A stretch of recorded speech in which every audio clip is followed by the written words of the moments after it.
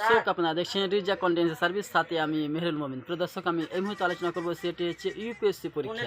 প্রিয় দর্শক, আপনারা জানেন ইউপিএসসি পরীক্ষাতে যে সমস্ত ছেলেমেয়েগুলো পাস করে তারা কিন্তু কি পদে চাকরি পায়। আপনারা জানেন ভারতবর্ষের মাটিতে কিন্তু সবচাইতে বড় পরীক্ষা হচ্ছে ইউপিএসসি পরীক্ষা। ইউপিএসসি পরীক্ষা যদি আপনি পাস করেন তাহলে কিন্তু আপনি ভারতবর্ষের মাটিতে বড় বড় অফিসার হতে পারবেন। যেমন ধরুন IAS, IPS officer, SP, DSP, এই ধরনের পদে কিন্তু আপনাকে দায়িত্ব দেওয়া হবে। তার জন্য কিন্তু আপনাকে ইউপিএসসি পরীক্ষা দিতে হয়। ইউপিএসসি পরীক্ষা কিন্তু আপনি যদি মনে করেন আমি সহজভাবে নেব, কিন্তু সহজভাবে কিন্তু আপনি পাস করতে পারবেন না। তার জন্য আপনাকে পরিশ্রম করতে হবে, লড়াই করতে হবে।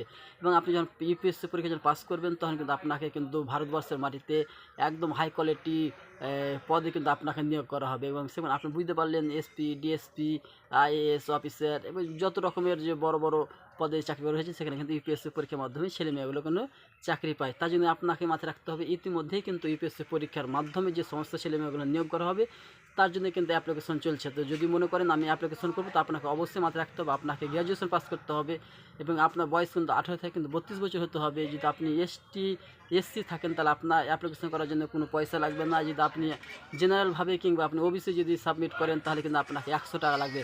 তার জন্য কিন্তু অনলাইনে অ্যাপ্লিকেশন করতে হবে এবং কিন্তু ইতিমধ্যে কিন্তু অনলাইনে অ্যাপ্লিকেশন শুরু হয়ে গেছে।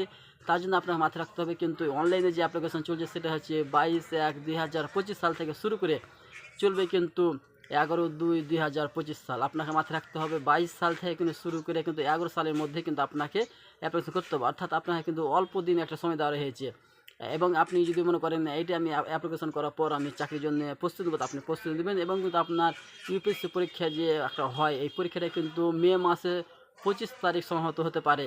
কিন্তু আপনি যদি আপনি মনে করেন না আপনি এখানে ইন্টারেস্ট, তাহলে কিন্তু আপনাকে অবশ্যই গুগল হোক, ইউটিউব হোক এবং কর্মসংস্থান হোক আপনি সেখান থেকে যাচাই বাছাই করলে বুঝতে পারবেন ইউপিএসসি পরীক্ষার মাধ্যমে কিন্তু সারা ভারতবর্ষের মাটিতে ইতিমধ্যেই 979 জন কিন্তু এখানে নিয়োগ করবে ভারত সরকার।